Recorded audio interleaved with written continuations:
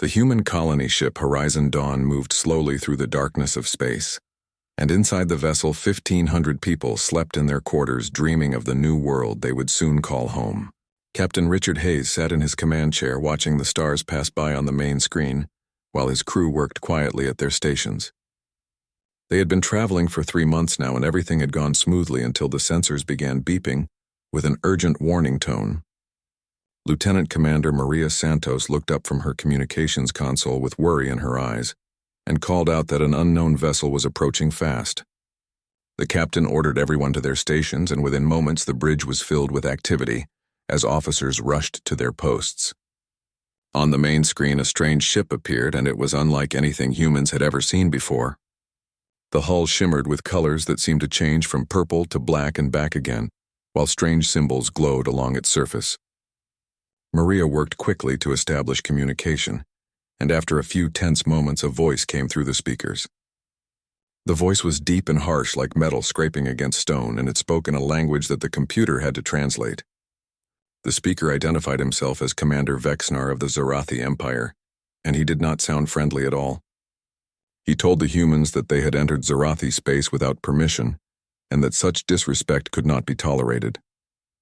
Captain Hayes replied calmly that according to all galactic maps, this region of space was neutral territory, and that the Horizon Dawn was on a peaceful mission to establish a colony. The Zarathi commander laughed at this, and the sound made everyone on the bridge feel uncomfortable. He said that all space belonged to the Zarathi, and that other species existed only because the Zarathi allowed it. 3 more ships appeared on the sensors surrounding the colony vessel completely, and the weapons officer reported that all 4 alien ships had powered up their weapon systems. The captain knew that his ship carried no weapons beyond basic defensive shields because they were colonists, not soldiers. Commander Vexnar spoke again, and this time his tone was even more threatening than before. He explained that the Zarathi had a tradition when meeting new species, and that tradition involved a test of strength and courage. The humans would select a champion to fight against a Zarathi warrior in single combat, and if the human won, they would be allowed to continue their journey in peace. However, if the human lost, then the colony ship and everyone on board would become property of the Zarathi Empire.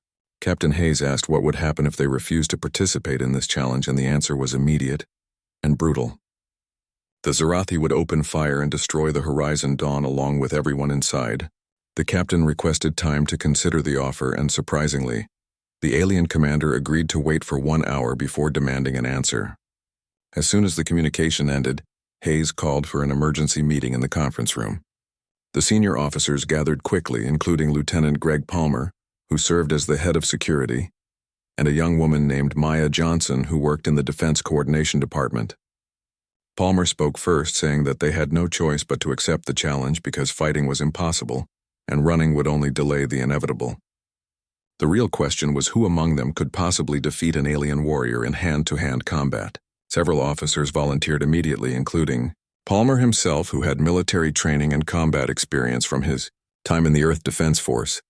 Captain Hayes studied each volunteer carefully, knowing that the lives of 1,500 people depended on making the right choice. Then Maya raised her hand slowly and asked permission to speak. The captain nodded, and she stood up, revealing that she was not particularly tall at 5 feet 6 inches, and her build was lean rather than muscular. She explained that she had been studying the sensor data on the Zarathi, and had learned several important facts about their physiology.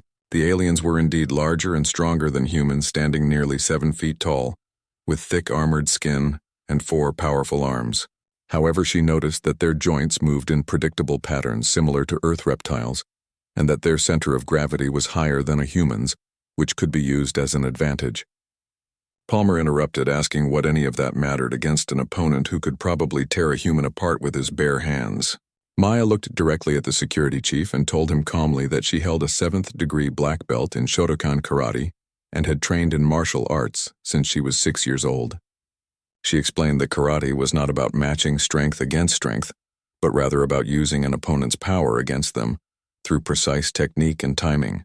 The other officers looked skeptical, because Maya was young at only 24 years old, and she was a woman and she was black, and none of those things fit their image of what a warrior should look like. She could see the doubt in their eyes, but she had seen that look many times before in her life. Growing up, she had always been underestimated because of how she looked, and people assumed she would be weak or helpless or unable to defend herself. That was exactly why she had trained so hard for so many years, pushing herself to be better and stronger, and more skilled than anyone expected. Her sensei, Master William Chen, had taught her that true strength came from discipline and dedication, not from size or gender, or any other physical attribute. Captain Hayes asked her to explain exactly how she planned to defeat a creature that outweighed her by at least 100 pounds and had twice as many arms. Maya walked to the display screen and pulled up the Zarathi anatomical data and began pointing out specific vulnerabilities in their muscular and nervous systems. She showed where the major nerve clusters were located and how a precisely delivered strike could temporarily disable one or more of their arms. She demonstrated how their high center of gravity made them susceptible to sweeping techniques and throws. Most importantly, she explained that the Zarathi had probably never faced an opponent trained in martial arts because most species would try to match their physical strength, which played directly into the aliens' advantages. Palmer still looked doubtful, but Captain Hayes was beginning to see the logic in her argument, and he asked if she was truly confident that she could win. Maya took a deep breath and answered honestly that she could not guarantee victory, but that she believed she had a better chance than anyone else on the ship. The captain made his decision and told Maya that she would be their champion. Captain Hayes sent word to Commander Vexnar that the humans accepted the challenge and would send their champion to face the Zarathi warrior. The alien commander sounded pleased when he responded, and explained that the combat would take place in a special transparent dome that would be positioned in the space between their vessels. Both crews would be able to watch the fight, and there would be no interference from either side once the combat began. The rules were simple and brutal, with victory achieved either through submission or death, and the loser's side would accept whatever terms the winner demanded. Maya spent the next 2 hours preparing both physically and mentally in the ship's small gymnasium. She stretched carefully, warming up each muscle group while running through kata sequences in her mind. Lieutenant Palmer came to watch her, and his expression showed that he still had serious doubts about whether she could survive the upcoming fight. He told her that it was not too late to let someone else take her place, and that no one would think less of her for stepping aside. Maya stopped her stretching and looked at him with calm, steady eyes and explained that she had made her decision and would not back down now. Palmer sighed and said that he hoped she knew what she was doing, because the lives of everyone on the ship depended on her winning. She replied that she was fully aware of the stakes and had been preparing for moments like this her entire life, even if she had never imagined it would happen in space against an alien opponent. The security chief wished her luck and left her alone to continue her preparations. Maya put on her black gi and tied her belt carefully, making sure the knot was perfect, just as her sensei had taught her. The familiar weight of the uniform brought her comfort and helped center her mind. She performed several breathing exercises to slow her heart rate and clear away any distracting thoughts. Fear was natural and she felt it running through her body, but she had learned long ago how to acknowledge fear without letting it control her actions. Her sensei used to say that courage was not the absence of fear, but rather the decision to act despite being afraid.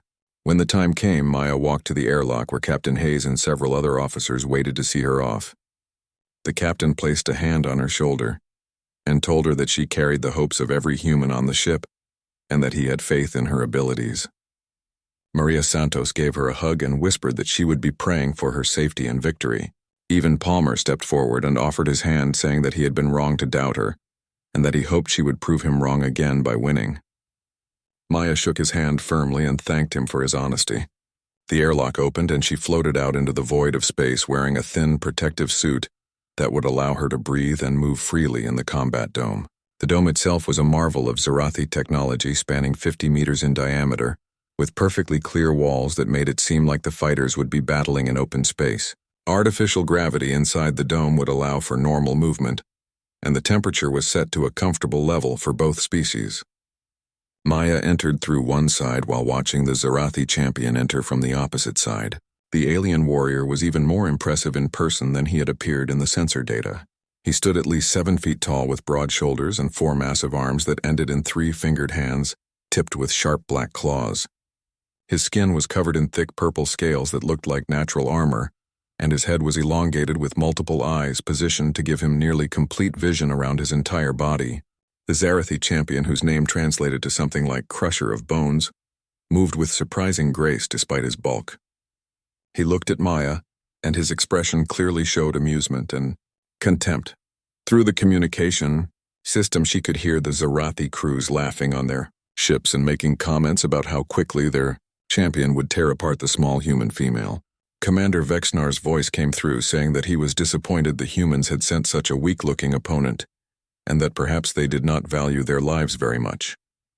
Maya ignored the insults and walked calmly to the center of the dome, where she stood with her feet shoulder-width apart and her hands relaxed at her sides. The Zarathi champion approached and towered over her, using his height advantage to try to intimidate her into backing down. She looked up at him without any visible fear and bowed formally from the waist in the traditional martial arts greeting. The alien did not return the bow, and instead flexed all four of his arms while growling something in his own language that the translator converted to a simple declaration that she would die quickly. Maya straightened from her bow and took her fighting stance with her left foot forward and her hands raised in a defensive position. She had studied recordings of previous Zarathi challenge fights that were available in the Galactic Database and had noticed several important patterns. The Zarathi relied heavily on their physical advantages of size and strength, and they typically charged their opponents immediately, trying to end fights as quickly as possible through overwhelming force. Their technique was crude and basic, with little finesse or strategy beyond grabbing and crushing. They had won so many challenges over the years that they had become overconfident and predictable. A deep tone sounded through the dome, signaling that the combat had officially begun. The Zarathi champion wasted no time and charged forward immediately, with all four arms reaching out to grab Maya and pull her into a crushing embrace. She waited until he was almost upon her and then shifted her weight smoothly to the right, while pivoting on her back foot. The alien's momentum carried him forward, and his grasping hands found only empty air where she had been standing a moment before. Maya struck quickly with her right fist, driving it into a nerve cluster she had identified at the base of his lower left arm. The blow was delivered with perfect form and her entire body weight behind it, focusing all her power into a single point. The Zarathi champion roared in pain and surprise, stumbling forward several steps before catching his balance. He turned to face her again, and this time his expression showed shock rather than amusement. No opponent had ever hit him first, and no opponent had ever moved so fast that he could not track them with his multiple eyes. The watching crowds on both sides had gone completely silent after Maya landed her first strike. On the Horizon Dawn, 1,500 colonists stared at their viewing screens, barely daring to breathe while they watched their champion face the massive alien warrior. On the Zarathi vessels, thousands of warriors leaned forward in disbelief because they had never seen their champion take damage in the opening seconds of a fight. Commander Vexnar watched with narrowed eyes, trying to understand how such a small opponent had managed to hurt Crusher of Bones. The champion shook his injured arm, and the pain began to fade as his natural healing abilities kicked in. He circled Maya more carefully now, treating her as an actual threat rather than easy prey. She maintained her stance, rotating smoothly to keep him in front of her, while watching every movement he made. Her sensei had taught her to read opponents by observing their breathing patterns and weight shifts and muscle tension. The Zarathi's body language told her he was preparing for another attack, but this time he would not charge blindly.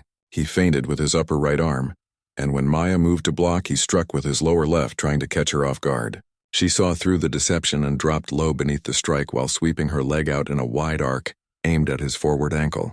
Her shin connected solidly with his leg, and although she could not knock down such a heavy opponent, the impact disrupted his balance for a crucial moment. Maya flowed up from her sweep and drove her elbow into the nerve cluster on his right side, just below where his ribs would be if he were human. The alien gasped and staggered sideways, giving her enough space to reset her position. The Zarathi champion was beginning to understand that he was in serious trouble. This human moved like nothing he had ever encountered before, shifting and striking with precision that seemed almost supernatural. Every blow she landed targeted vulnerable points that sent waves of pain through his nervous system. He tried to use his forearms to create a whirlwind of attacks that would overwhelm her defenses, but Maya's training allowed her to respond without conscious thought. Her hands moved in smooth blocks and deflections, redirecting his strikes rather than trying to stop them through force. She slipped and dodged, using minimal movement to avoid his claws while conserving her energy for counterattacks. Captain Hayes watched from the bridge and allowed himself a small smile because he could see that Maya was implementing exactly the strategy she had described. She was not trying to be stronger than the alien, but rather smarter and more skilled. Lieutenant Palmer stood beside the captain and shook his head in amazement, saying he had never seen anyone fight like that before. Maria Santos whispered a prayer of thanks that their champion seemed to be holding her own against impossible odds. The fight continued for several more minutes, with the Zarathi champion growing increasingly frustrated. He was used to ending battles quickly through raw power, but this opponent refused to let him use his advantages. Every time he tried to grab her, she slipped away, and every time he left an opening, she punished him with a precise strike. His breathing was becoming labored and pain radiated from multiple points across his body. Maya was also feeling the effects of the prolonged combat. Her shoulders burned from the constant blocking and her legs ached from the rapid movements. Sweat dripped down her face inside her protective helmet, and she could feel her reaction slowing slightly as fatigue set in. She knew she needed to end the fight soon before her body gave out. The Zarathi champion seemed to realize the same thing, and he suddenly changed tactics. Instead of trying to grab her, he began using his greater reach to keep her at a distance while landing, glancing blows with his clawed hands. One strike caught her shoulder and the claws scraped across her protective suit, leaving deep scratches but not penetrating. Another blow connected with her ribs and she felt the impact through her padding. Maya adjusted her strategy and began moving in closer, accepting some hits in order to get inside his guard where his long arms were less effective. She blocked a high strike with her left forearm and stepped forward, driving her right fist into his solar plexus with all her remaining strength. The alien doubled over, gasping for air, and she immediately followed up with a palm strike to his chin that snapped his head back. For the first time in the fight, Crusher of Bones fell to one knee. The Zarathi, watching from their ships, began making sounds of distress because they could not believe what they were seeing. Their greatest champion was being beaten by a small human female, who should have been crushed in seconds. Commander Vexnar gripped the armrests of his command chair so hard that the metal began to bend. He had staked his reputation on this challenge, and now it appeared he might lose everything. Maya stood over the kneeling champion, breathing hard and assessing whether he would continue fighting. The alien looked up at her with all his eyes, and she could see confusion and respect mixed with the pain. He had never met an opponent who could match him, and now he was facing the possibility of defeat for the first time in his long career. Crusher of Bones pushed himself back to his feet and raised all four arms in a final desperate attack. He charged forward, putting everything he had left into one overwhelming assault. Maya knew this was the moment that would decide everything. If she failed to stop this attack, she would be crushed, but if she could counter it successfully, the fight would be over. She waited until the last possible instant, when the champion was fully committed to his charge. Then she dropped to the floor and rolled forward, going under his reaching arms. As she passed beneath him, she struck upward with both fists, hitting the nerve clusters behind both of his knees. The alien's legs buckled and his momentum carried him forward into an uncontrolled tumble. Maya completed her roll and came up behind the fallen champion. Before he could recover, she moved into position and delivered a precise strike to the back of his neck where the translator had identified a major neural pathway. The Zarathi champion froze as temporary paralysis spread through his body. Maya pressed her forearm against his throat, not hard enough to crush his windpipe, but with enough pressure to make her point clear. She spoke loudly enough for everyone watching to hear, and her voice was steady despite her exhaustion. She told the champion that she could end his life right now, but that she chose not to, because taking life should always be a last resort, not a first choice. Maya held her position over the fallen champion and waited for his response while her muscles trembled from exhaustion. The paralysis she had induced would wear off in a few moments, but during that time the Zarathi warrior was completely helpless. She could feel his rapid heartbeat through her arm, and knew he understood how close he was to death. Crusher of Bones had two choices, and he could either continue fighting when his body recovered, or he could admit defeat and surrender. The silence in the combat dome stretched out until it felt like the entire universe was holding its breath. Then slowly and with great difficulty the champion spoke in his harsh voice. He said the words that no Zarathi warrior had spoken in over 200 years of challenges. He yielded. Maya immediately released the pressure on his throat and stepped back, giving him space to recover. The feeling began returning to his limbs, and he rolled over onto his back, staring up at the transparent dome and the stars beyond. He had lost everything: his reputation, his honor, his pride, and yet somehow he felt something unexpected. He felt relief. For his entire life he had been the strongest, the most feared, the undefeated champion. But that had also meant carrying an enormous burden. Every fight had added to the pressure to maintain his perfect record, and now that record was broken. The weight he had carried for so long was suddenly gone. Maya extended her hand to help him up, and after a moment of hesitation, he reached out with one of his forearms and allowed her to pull him into a sitting position. The gesture surprised everyone watching because it showed respect between opponents, rather than the contempt winners usually showed toward losers. The Zarathi champion looked at Maya with his multiple eyes and spoke again, saying that she had taught him a valuable lesson about assuming victory before a fight was won. She bowed to him again and replied that he had fought with courage and strength, and that there was no shame in losing to a skilled opponent. The communication channels suddenly erupted with sound as the Zarathi crews began chanting in their own language. Captain Hayes asked Maria what they were saying, and she checked the translation with wide eyes. She reported that the aliens were performing a warrior's salute, honoring both their champion and Maya for the quality of combat they had displayed. This was apparently a rare honor, given only when a fight demonstrated exceptional skill and courage from both sides. Commander Vexnar appeared on the main view screen, and his expression was completely different from the arrogant contempt he had shown earlier. He spoke formally using titles and honorifics that the translator indicated were signs of deep respect. He said that in over 300 challenge combats he had never witnessed such perfect technique and tactical awareness. The human champion had defeated their greatest warrior not through luck or trickery, but through superior skill and training. According to Zarathi law and tradition, the humans had won the challenge and were free to continue their journey to the colony world without any interference. Captain Hayes stood and replied that he was grateful for the commander's honor, and hoped that this encounter might mark the beginning of better relations between their species. Vexnar nodded slowly and then made an unexpected request. He asked if Maya would be willing to teach the Zarathi about her fighting technique, because they had relied on physical advantages for so long that they had forgotten there were other paths to victory. Maya removed her helmet and let her black hair fall free around her shoulders. She looked directly at the Zarathi commander through the view screen and told him that she would be honored to share her knowledge, but that karate was about more than just fighting. The martial art taught discipline, respect, self-control, and the understanding that true strength came from within rather than from physical power alone. If the Zarathi wanted to learn, they would need to accept all aspects of the training, not just the combat techniques. Vexnar considered her words carefully and then agreed to her terms. He proposed that the Horizon Dawn remain in orbit while interested Zarathi warriors received instruction from Maya. In exchange, his fleet would escort the colony ship to New Terra and provide protection during the initial settlement phase. It was an offer far better than simply being allowed to pass, and Captain Hayes accepted immediately. Maya returned to the Horizon Dawn through the airlock and was greeted by cheering colonists who had watched her victory. Lieutenant Palmer was the first to reach her, and he shook her hand vigorously while apologizing for ever doubting her abilities. He said that she had saved all their lives and had done so with incredible skill and bravery. Maria Santos hugged her tightly and told her that she was the bravest person she had ever met. Captain Hayes formally commended Maya for her service and announced that she would receive the highest civilian honor that could be awarded by the colony mission. But Maya brushed aside the praise and said she had only done what she was trained to do. Her sensei had always taught that martial arts were not about glory or recognition, but about being prepared to protect oneself and others when necessary.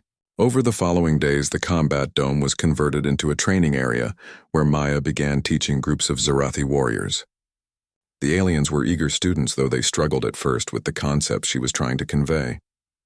They were used to simply overwhelming opponents with brute force, and the idea of using technique and timing seemed strange to them.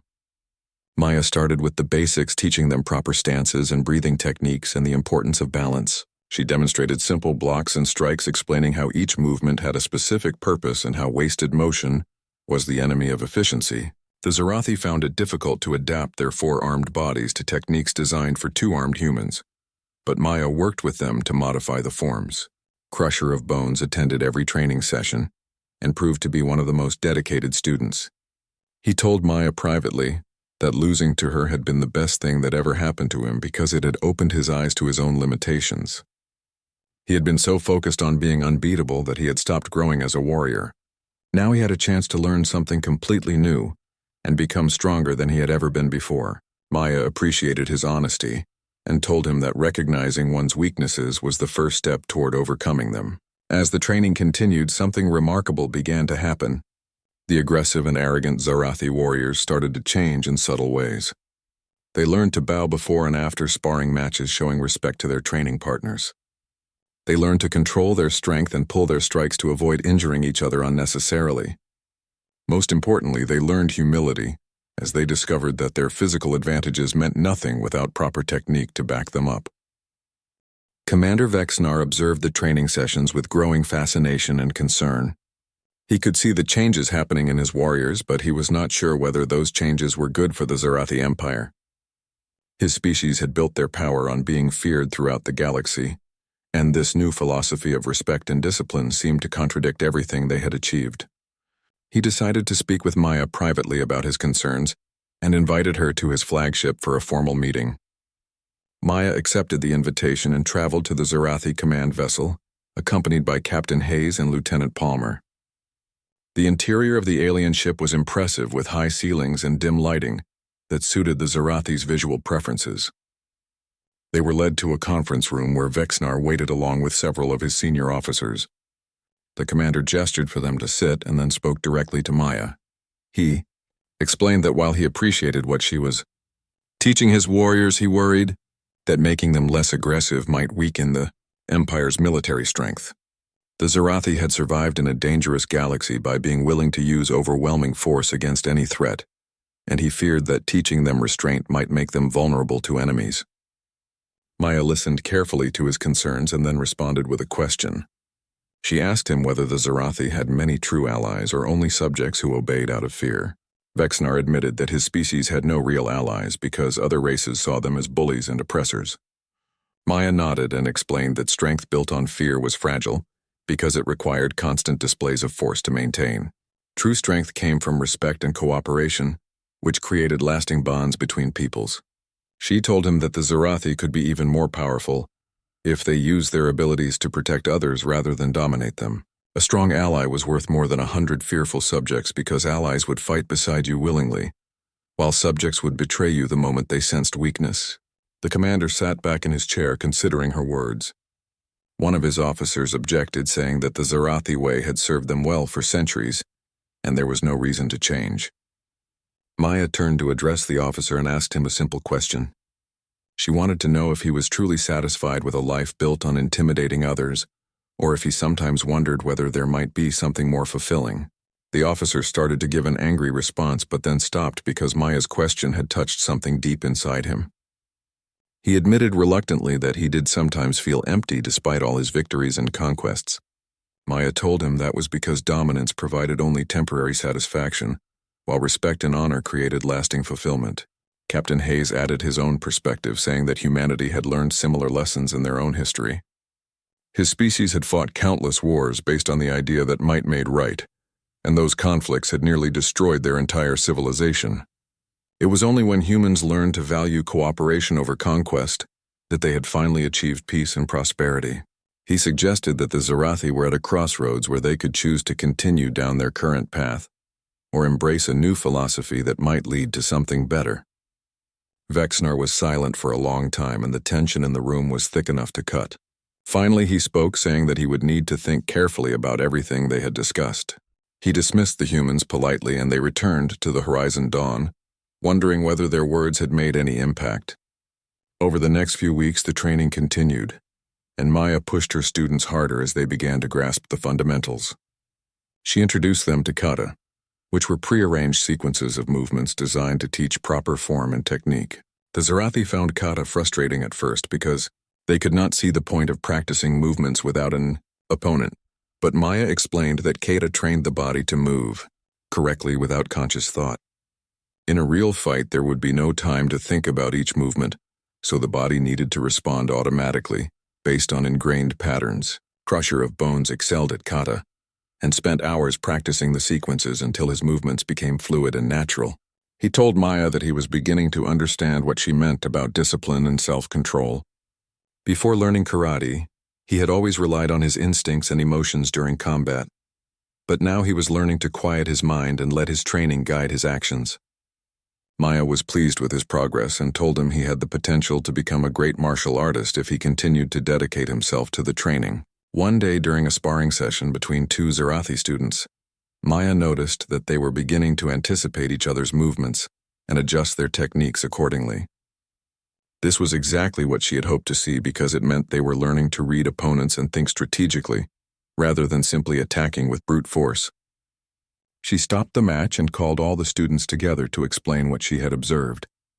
She told them that combat was like a conversation between two fighters where each movement was a statement, and each response was a reply. The better you understood your opponent, the more effective your techniques would become. This concept seemed to resonate with the Zarathi, and suddenly many things clicked into place for them. Lieutenant Palmer visited the training dome regularly to watch Maya's classes, and he was amazed by how much the aliens had changed. Warriors who had once been arrogant and dismissive now treated each other with courtesy and respect. They helped injured training partners and encouraged those who struggled with difficult techniques. Palmer commented to Captain Hayes that Maya had accomplished something remarkable by teaching these fierce aliens not just how to fight better, but how to be better. The captain agreed and said that Maya's impact would likely extend far beyond this small group of students. Word was spreading throughout the Zarathi fleet about the new training methods, and many warriors were requesting permission to join the classes. Commander Vexnar had been attending some of the sessions himself, though he usually watched from a distance rather than participating. Maya noticed his presence and decided to approach him during a break. She asked if he would like to try some basic techniques, and after a moment's hesitation, he agreed. She taught him a simple blocking drill and was impressed by how quickly he picked up the movements despite his large size and 4 arms. The commander admitted that he was beginning to see the value in what she was teaching, but he still had concerns about how it would affect Zarathi society. Maya told him that change was always difficult and sometimes frightening, but that growth was impossible without change. She suggested that the Zarathi could keep their strength and warrior traditions while adding new dimensions of honor and respect to their culture. The weeks turned into months, and Maya's training program expanded beyond what anyone had originally anticipated. What had started as lessons for a few dozen warriors had grown into a movement that was spreading throughout the entire Zarathi fleet. Warriors from all 4 ships requested transfers to training groups, and Commander Vexnar found himself managing a cultural shift rather than just a military exercise. The commander called another meeting with Maya, and this time he came alone without his officers. He told her honestly that her teachings were causing debates and divisions within his command structure. Some officers embraced the new philosophy enthusiastically, while others saw it as a dangerous weakening of Zarathi values. He wanted her advice on how to handle the resistance from traditionalists who believed the old ways were superior. Maya thought carefully before responding because she understood that she was being asked to help shape the future direction of an entire species. She told Vexnar that change could not be forced on those who were unwilling to accept it. The best approach would be to let the results speak for themselves. Warriors who trained in karate would become more effective in combat not because they were stronger, but because they were smarter and more disciplined. Over time, the traditionalists would see the advantages and either choose to adapt or be left behind. She also suggested that the new techniques should not completely replace Zarathi combat traditions, but rather complement them. The goal was not to make the Zarathi less fearsome, but to make them more complete as warriors. Vexnar found wisdom in her words and decided to implement a policy where warriors could choose whether or not to participate in karate training. Those who excelled in the new techniques would be given opportunities to demonstrate their skills in friendly competitions against traditionalists. He believed that when the traditionalists saw themselves being defeated by opponents who used technique over pure strength, they would become more open to change. The first of these competitions was held a few weeks later, and the entire fleet watched as students from Maya's program faced off against traditional Zarathi fighters.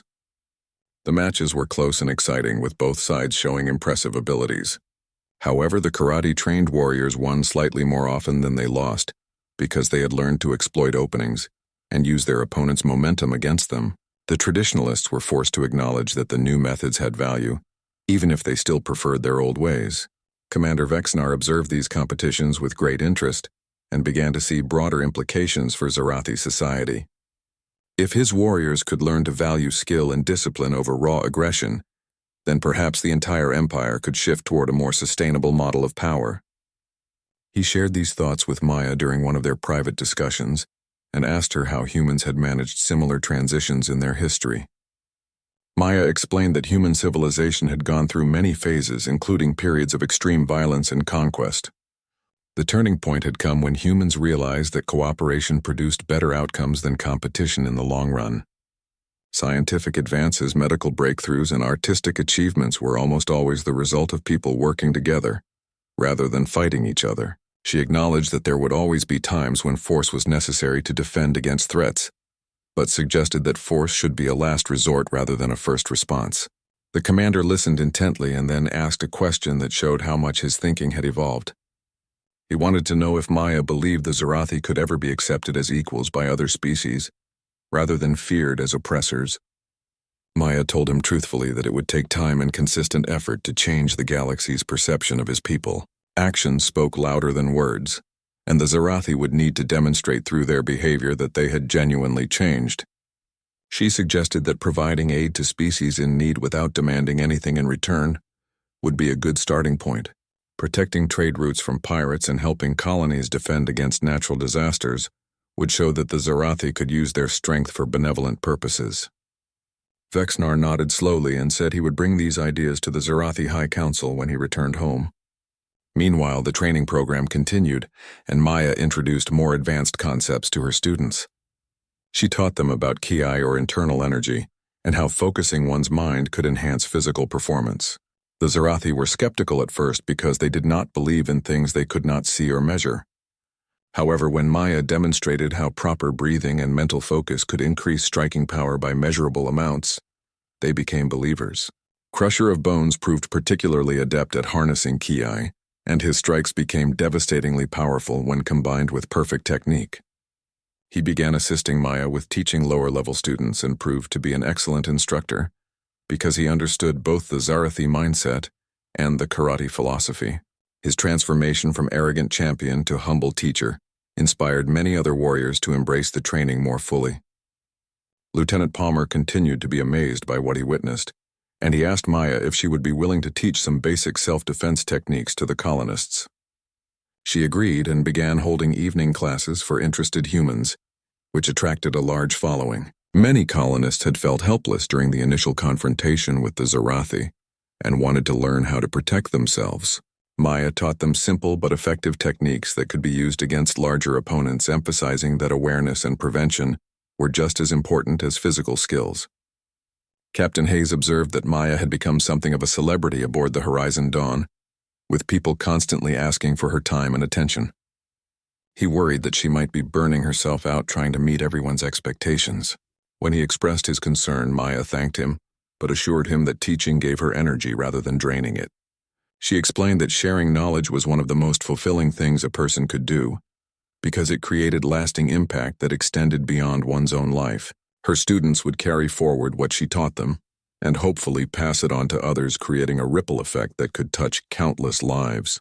The captain remarked that she sounded like a philosopher as much as a warrior, and Maya smiled, saying that her sensei had always taught that martial arts and philosophy were inseparable.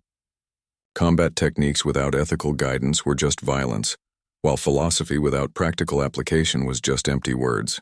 6 months had passed since the initial challenge, and it was finally time for the Horizon Dawn to continue its journey to New Terra. The colony world was only a few weeks away, and the colonists were eager to begin building their new home. However, saying goodbye to the Zarathi had become more difficult than anyone had expected, because genuine friendships had formed between humans and aliens during the extended training period. Maya spent her final week holding graduation ceremonies for her students, awarding them colored belts that she had crafted from available materials on the ship. The belt system was something she had adapted from Earth traditions to give the Zarathi visible recognition of their progress. Crusher of Bones received a black belt, becoming the first non-human to achieve such a rank in Shotokan karate. The ceremony was attended by warriors from all 4 Zarathi ships, and there was a solemnity to the occasion that would have been impossible to imagine 6 months earlier.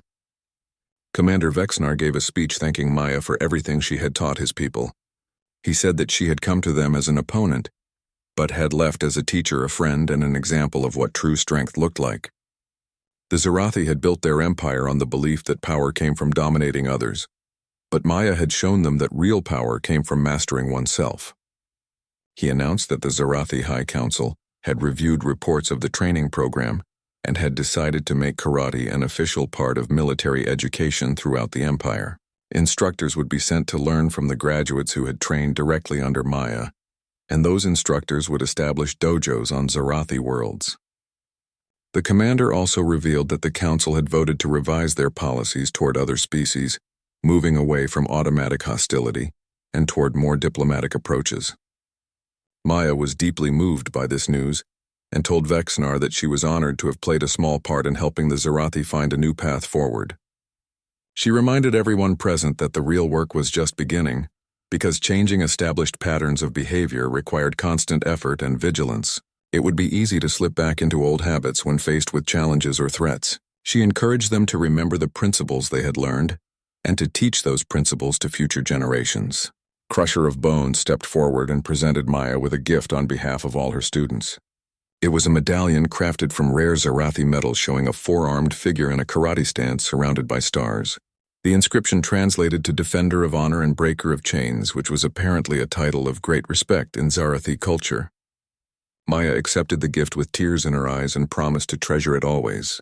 She told her students that they had exceeded all her expectations and that she was proud of each one of them. The graduation ceremony concluded with a demonstration where Maya and Crusher of Bones performed a two-person kata that they had developed together. The form combined traditional Shotokan movements adapted for 4 arms with Zarathi combat techniques adapted for 2 arms. It was a perfect symbol of how the two species had learned from each other and created something new that honored both traditions. The audience watched in awed silence as teacher and student moved in perfect synchronization, demonstrating the highest levels of skill and understanding. When they finished, the crowd erupted in applause and cheers that echoed through the dome. That evening, there was a farewell banquet aboard the Zarathi flagship, where humans and aliens shared food and stories. The Zarathi had prepared dishes they thought humans might enjoy, while the colonists had contributed items from their limited supplies. It was a joyful occasion despite the underlying sadness of impending separation. Lieutenant Palmer approached Maya and admitted that he had learned an important lesson from watching her work with the Zarathi. He said he had always prided himself on being open-minded, but he realized now that he had carried unconscious biases based on people's appearance and background. When he first met Maya, he had seen a young black woman and made assumptions about her capabilities without any evidence. She had proven him wrong in the most spectacular way possible, and he was grateful for the lesson. Maya appreciated his honesty and told him that everyone had biases whether they acknowledged them or not. The key was being willing to examine those biases and adjust one's thinking when presented with contrary evidence. She had faced underestimation her entire life because of how she looked, but she had learned to use that underestimation as an advantage. People who dismissed her were unprepared when she demonstrated her actual abilities.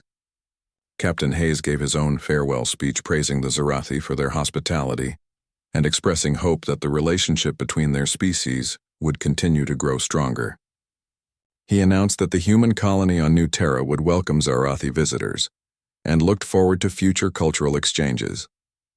Vexnar responded by promising that his fleet would maintain regular patrols of the sector to ensure the colony's safety during its vulnerable early years. This commitment went far beyond the original agreement and showed how much Zarathi attitudes had genuinely changed. The following morning, the Horizon Dawn prepared to depart, and Maya stood at the observation window watching the Zarathi ships one last time. She felt a mixture of emotions, including pride in what she had accomplished and sadness at leaving friends behind. Commander Vexnar had given her a communication device that would allow her to stay in touch with her students, and she planned to use it regularly to check on their progress. Crusher of Bones had asked permission to visit New Terra someday to continue his training, and she had enthusiastically agreed. As the colony ship's engines powered up and it began moving away from the Zarathi fleet, Maya reflected on the unexpected journey she had experienced. 6 months ago, she had been just another officer on a colony mission, and now she had changed the course of history for 2 species. Her sensei had always taught that one person could make a difference if they were willing to stand up for what they believed in and work hard to achieve their goals. Maya had proven that lesson true in ways Master Chen could never have imagined when he first started teaching a small 6-year-old girl who wanted to learn how to defend herself. 3 weeks later, the Horizon Dawn entered orbit around New Terra and the colonists got their first real look at the world that would be their new home. The planet was beautiful with vast blue oceans and green continents that reminded everyone of Earth. Preliminary scans showed abundant water, clean air, and soil capable of supporting Earth crops. Captain Hayes stood on the bridge reviewing final preparations for landing, and he felt a sense of satisfaction that they had made it here safely, despite the dangerous encounter with the Zarathi. He called Maya to the bridge and thanked her again for everything she had done to make this moment possible. Without her courage and skill, they would likely all be slaves in the Zarathi Empire right now, instead of beginning a new chapter in human history. Maya deflected the praise as usual, saying that she had simply used her training to solve a problem. However, Hayes insisted that she accept recognition for her achievements, because the colony needed heroes and role models to inspire future generations. He told her that the first settlement would be named Johnson Landing in her honor, and that a statue would be erected showing her in her karate gi. Maya protested that such honors were excessive, but the captain overruled her objections, saying the decision had already been approved by vote of the colonists. The landing operations began smoothly with transport shuttles ferrying people and equipment down to the surface. Maya was on the third shuttle and she felt her heart race with excitement as they descended through the atmosphere. The shuttle touched down in a cleared area near a river, and when the doors opened, she stepped out onto alien soil for the first time. The air smelled fresh and clean with hints of vegetation that was similar to but not quite the same as Earth plants. She took a deep breath and smiled, thinking about all the possibilities this new world offered. Over the following months, the colony grew rapidly as prefabricated buildings were assembled and farms were established. Maya divided her time between helping with construction and teaching self-defense classes to anyone who was interested. She also maintained regular contact with her Zarathi students through the communication device and was pleased to hear that the karate program was expanding throughout the empire. Crusher of Bones had become a senior instructor and was training hundreds of new students at the main military academy on the Zarathi homeworld. He sent messages to Maya describing how the culture was gradually shifting as more warriors embraced the principles of discipline and respect. There were still traditionalists who resisted the changes, but they were becoming less influential, as evidence mounted that the new approach produced superior results. Commander Vexnar reported that Zarathi forces had successfully mediated several conflicts between other species, using diplomatic skills they had learned as part of their karate training. The galaxy was beginning to see the Zarathi as potential peacekeepers, rather than automatic threats, and this shift in perception was opening up opportunities for trade and cooperation that had never existed before. Maya felt proud knowing that her teachings had contributed to such positive outcomes, but she also remained humble about her role. She understood that the Zarathi had chosen to change and that her contribution had simply been to show them a possible path. The actual work of transformation had been done by warriors like Crusher of Bones and leaders like Vexnar, who had been brave enough to question their own assumptions and try something new. One day, a year after the colony was established, a Zarathi ship arrived in orbit and requested permission to land. Captain Hayes granted the request and was surprised when Commander Vexnar himself emerged from the transport shuttle, accompanied by Crusher of Bones and several other warriors. The commander explained that they had come to fulfill a promise to visit the colony and to see how the humans were doing. He also brought gifts including advanced technology that would help the colony develop faster, and seeds from Zarathi agricultural systems that might thrive in New Terra's environment. Maya greeted her former students warmly and was amazed by how much they had continued to improve in the years since she had last seen them. Crusher of Bones demonstrated techniques he had developed by combining karate with traditional Zarathi combat forms, and the results were impressive. He had truly become a master in his own right and no longer needed her guidance. She told him this and he bowed deeply, saying that a student never stopped learning and that he would always consider himself her student regardless of his accomplishments. The Zarathi visitors spent a week at the colony, and the time was filled with cultural exchanges and friendly competitions. Human colonists challenged Zarathi warriors to various contests and were surprised to find that the aliens now held back their strength and focused on technique, making the matches much more competitive and enjoyable. Friendships formed quickly and several colonists expressed interest in visiting the Zarathi homeworld someday. Before departing, Vexnar made a formal announcement that the Zarathi Empire was establishing a permanent embassy on New Terra and that they considered the humans to be valuable allies and friends. He also revealed that the Zarathi High Council had created a new medal called the Order of the Broken Chain, which was awarded to individuals who had helped free the Zarathi from their own self-imposed limitations. Maya was the first recipient of this honor, and she accepted the medal with gratitude and humility. After the Zarathi departed, Maya returned to her daily routine, but she found herself reflecting on how much had changed in just over a year. She had come to space expecting to be a minor officer on a colony mission, doing administrative work and maybe some security training. Instead, she had fought an alien champion, saved 1,500 lives, and helped transform an entire civilization. Her sensei, Master Chen, would have been proud of how she had represented the art of karate and the values he had worked so hard to instill in her. Lieutenant Palmer approached her one evening as she was watching the sunset from the hill where her statue now stood. He asked what she planned to do now that the colony was well established, and she admitted she was not sure. Part of her wanted to continue teaching martial arts and spreading the philosophy that had proven so effective. Another part of her was curious about exploring this new world and discovering what other challenges and opportunities it might offer. Palmer suggested that she did not have to choose just one path, and that she could pursue multiple interests as time and circumstances allowed. Maya appreciated his advice and realized he was right. She had proven herself capable of adapting to unexpected situations, and there was no reason to limit herself to a single role or identity. Several more years passed, and the colony thrived beyond all expectations. New Terra became a hub for diplomatic activities as various species learned that they could find neutral ground and fair mediation there. The Zarathi kept their promise to protect the colony, and their presence discouraged any hostile forces from threatening the settlement. Maya established a formal dojo in the colony's main settlement and trained a new generation of martial artists, including both humans and the occasional Zarathi visitor. She also got married to a fellow colonist named Carlos Rivera, who worked as an agricultural engineer, and together they had 2 children who grew up learning karate from their mother. Maya never forgot the lessons her own sensei had taught her, and she made sure to pass those lessons on to her students and children. She taught them that true strength came from within, that discipline was more valuable than natural talent, and that respect for others was the foundation of a good society. She also taught them that being underestimated because of how you looked was not a disadvantage, but rather an opportunity to exceed expectations and prove doubters wrong. As she grew older and her black hair began showing streaks of gray, Maya sometimes thought back to that day in the combat dome, when she had faced Crusher of Bones with the fate of 1,500 people resting on her shoulders. She had been terrified, but her training had seen her through, and the victory had changed everything. That single fight had proven that humans belonged in the galaxy, and that they had something valuable to contribute beyond just technology or resources. They had wisdom and philosophy and martial arts traditions that could benefit other species.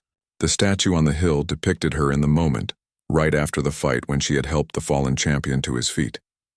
It captured the spirit of what she believed martial arts should be about: not humiliating defeated opponents, but showing them respect and offering them a path to improvement. Visitors to New Terra from dozens of species came to see the statue and hear the story behind it. Many of them were inspired to seek out their own teachers and learn about human martial arts. Maya Johnson's legacy extended far beyond what any single person could have reasonably expected to achieve. And yet she remained humble and focused on the present moment, rather than dwelling on past glories. She continued teaching, continued learning, and continued growing as both a martial artist and a human being. And whenever someone new arrived at her dojo, assuming she would be an easy teacher, because of her age or gender or appearance, she would smile quietly, knowing that they were about to learn a very important lesson about making assumptions.